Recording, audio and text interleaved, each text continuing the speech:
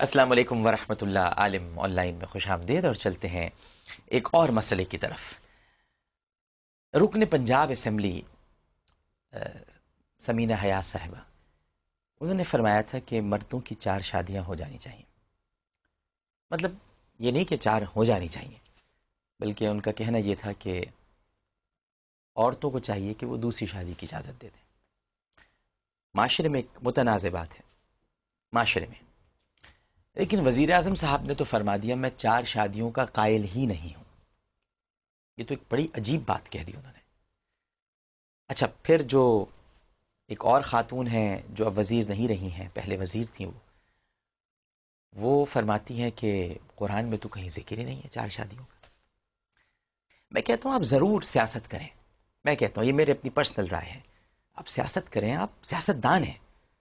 یہ جو آپ اسلامک جورسڈکشن میں داخل ہو جاتے ہیں اور قرآن پر انگلیاں اٹھانا شروع کر دیتے ہیں اور اپنی فہم اور ادراک کے چھینٹے قرآن پہ مارتے ہیں اور سمجھتے ہیں کہ جیسے ہم نے قرآن کو تر و تازہ کر دیا ہے، دراصل آپ اذیت پہنچاتے ہیں قرآن کو، اس میں لکھی ہوئی آیات سے واقفیت نہیں رکھتے۔ وہ بالکل اپنی بات ان کی جگہ پر درست ہے کہ اجازت کس طرح سے ہے، کیسے دی گئی ہے، علماء سے پوچھیں۔ ایسا بھی نہیں کہ 4 شادیاں سب کر رہے ہیں، کیا کیا شرائط ہیں، قرآن کیا کہہ رہا ہے، معلوم کرنے کی کوشش کریں۔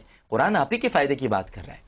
اس میں جو ان صاحبہ نے بات کی ہے کہ اس طرح سے اجازت نہیں ہے، وہ یوں کہہ دیتی کہ ایسے اجازت نہیں ہے، ایسی سی شرائط ہیں، یہاں تک کہہ دیا کہ پھر تم ایک ہی پر اکتفا کرو، تو وہ پوچھتی بجائے اس کے کہ یہ کہنا کہ قرآن میں تو کہیں ذکر ہی نہیں ہے، قرآن میں تو کہا ہی نہیں گیا ہے، قرآن میں تو کہیں موجود ہی نہیں۔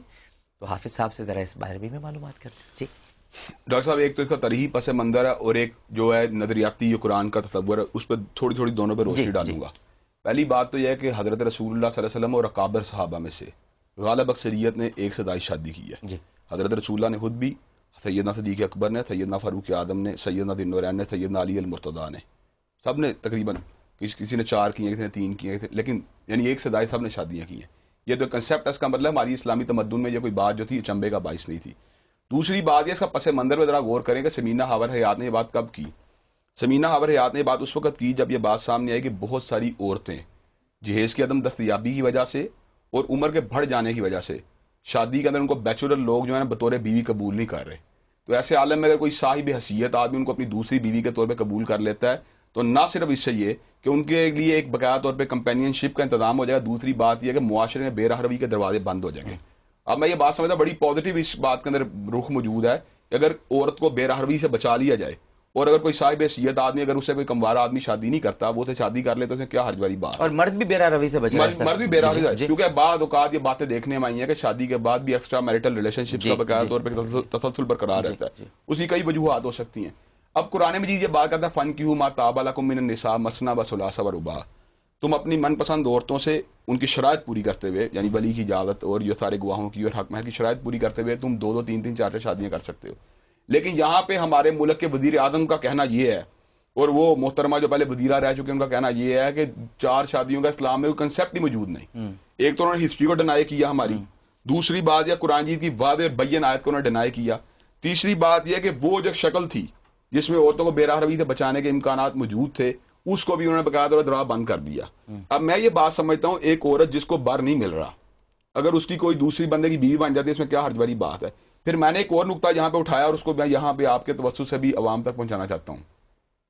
بدار گناہ سے کوئی عورت نکلتی ہے، توبہ طائب ہو جاتی ہے۔ اب توبہ طائب ہونے کے بعد اگر کوئی مرد اسے شادی کر لیتا ہے، کیا حرج والی بات ہے؟ ٹھیک ہے ڈاکٹر صاحب، این جی اوز یہ بات کرتی ہیں کہ مسلمان حقوق انسانی کو نہیں مان رہے یا علماء حقوق انسانی کو نہیں مان رہے۔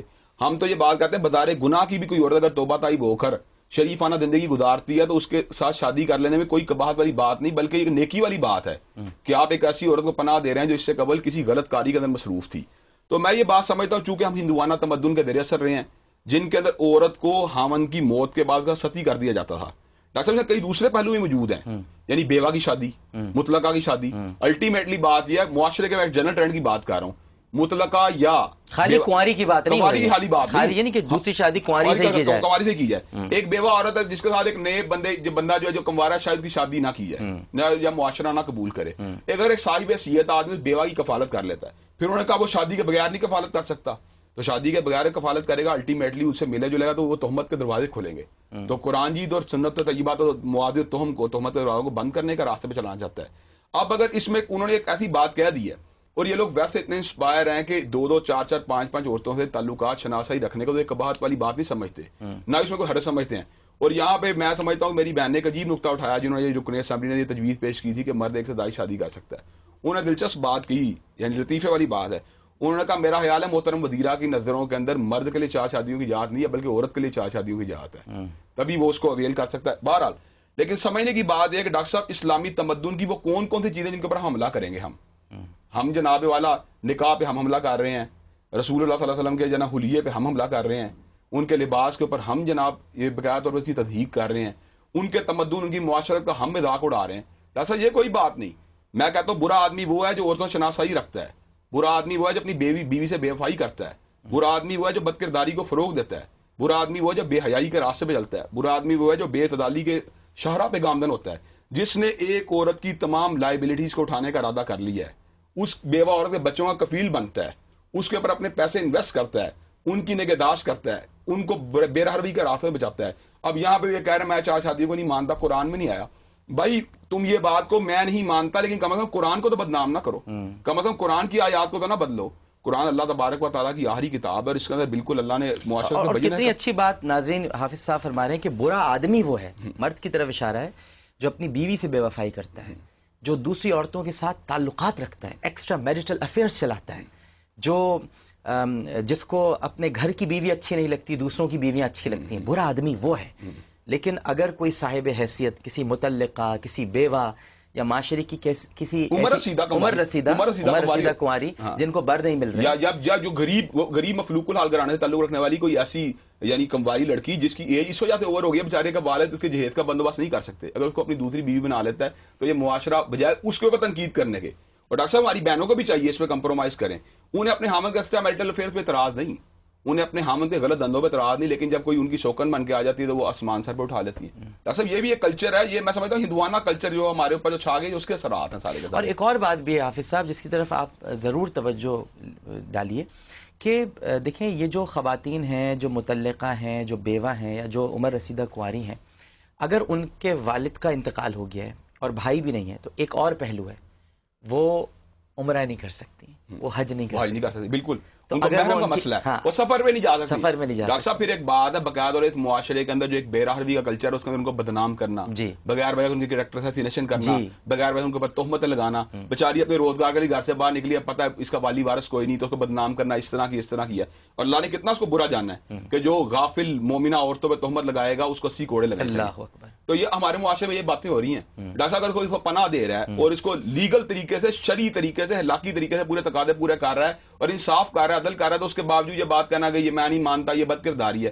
بدکرداری کو روکنے کے لیے آپ کچھ اور اقدامات اٹھائیں، کم از کم اسلام کو تو آپ اپنا ٹول نہ بنائیں. اور قرآن نے یہ بھی تو کہہ دیا، یہ بھی بتا دیجئے کہ خالی قرآن نے یہ نہیں کہا بلکہ یہ بھی فرما دیا اگر تم عدل نہ کر سکو، تم اللہ تعالیٰ واحد او مملکت ایمانکم، اگر تمہارا جسمانی صلاحیتیں نہیں ہیں، اگر تمہارے پاس ٹائم ڈسٹریبیوشن کی صلاحیتیں نہیں ہیں، اگر تمہارا ریسورسز پراپر موجود نہیں ہے تو ایک شادی کے اوپر ایک پہ اکتفا کرو. بالکل ٹھیک ہے.